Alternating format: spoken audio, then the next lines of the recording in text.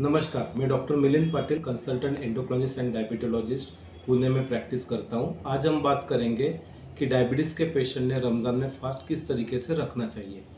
तो रमज़ान बेसिकली ये Islamic calendar के मुताबिक एक पवित्र महीना माना जाता है और इस महीने में फास्ट रखना हर हमारे मुस्लिम भाई बहन की इच्छा होती है।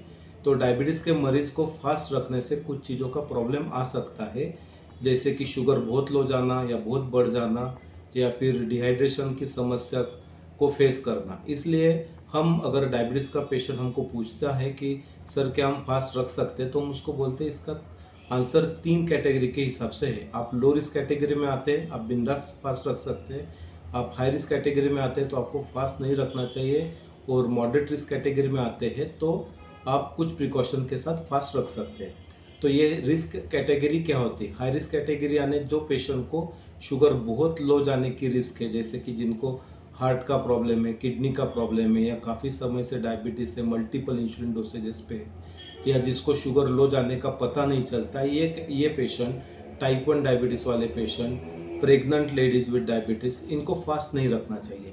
मॉडरेट रिस्क में क्या कि डायबिटीज़ का ड्यूरेशन काफ़ी सालों से है, टैबलेट पे है, शुगर थोड़ा बढ़ा हुआ रहता है, तो ये कैटेगरी वाले लोग कुछ प्रिकॉशन के साथ फास्ट रख सकते हैं।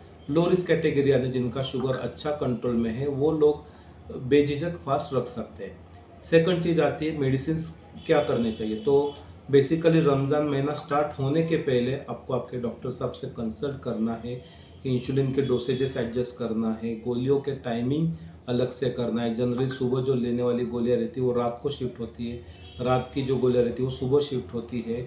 उसके साथ में कुछ गोलियां जिनसे शुगर काफ़ी लो जाती है, वो उनका डोज हमें कम करना पड़ता है। थर्ड चीज़ आती है खान पान में क्या चेंजेस होने चाहिए। तो बेसिकली खजूर 2 के ऊपर ज़्यादा नहीं खाने चाहिए रोजे छोड़ने के टाइम पे। उसके बाद जो कोल्ड ड्रिंक्स, फिर रूह अफ़ज़ा एंड बाकी जो फ्रूट जूसेस रहते हैं उसको अवॉइड करना चाहिए। वाटर इनटेक अच्छा रखना चाहिए। खान पान में देखो हरी सब्जियाँ, सैलड, स्प्राउट, रोटी का पोर्शन ज़्यादा होना चाहिए, राइस, बेकरी आइटम्स, तली हुई चीज़ें ये कम होनी चाहिए। इफ्तारी पे 70% खाना होना चाहिए, सहरी को एटलीस्ट 30-40% आपका खाना होना चाहिए। सिर्फ दूध लेके सहरी नहीं छोड़ना है, क्योंकि उससे आपका दिन भर में शुगर लो जा सकता है। उसके बाद आती है चीज़ कि एक्सरसाइज के बारे में क्या करना चाहिए। तो बेसिकली आपको रमज़ान में अगर आप सीवियर एक्सरसाइज करते तो उसको बंद रखना चाहिए, क्योंकि आपका रात में जो एक्स्ट्रा प्रेयर होते हैं उसकी वजह से शुगर लो जाने के चांसेस रहते हैं। इसके साथ ही डायबिटीज़ के पेशेंट ने अपनी ब्लड ग्लूकोज लेवल चेक करनी चाहिए। तो ब्लड ग्लूकोज लेवल चेक करने से आपके रोज़े ब्रेक नहीं होते। तो जनरली आपको दिन में 1-2 बार शुगर, और रात के इफ्तारी के खाने के 2 घंटे के बाद शुगर चेक करनी चाहिए। अभी लास्ट सवाल ये है कि डायबिटीज़ के पेशेंट ने रोज़े कब ब्रेक करने चाहिए। तो अगर आपकी शुगर काफ़ी लो जा रही है, यानी 70 मिलीग्राम पर डेसीलीटर के नीचे जा रही है, या फिर आपको बहुत ही लो के सिम्टम्स लग रहे हैं, ये जैसे कि हाथ पाँव कांपना, पसीना छूटना, थोड़ा सा अनकॉन्शियस जैसे लगना, ये सब चीज़ें होती तो आपको फास्ट ब्रेक करना चाहिए।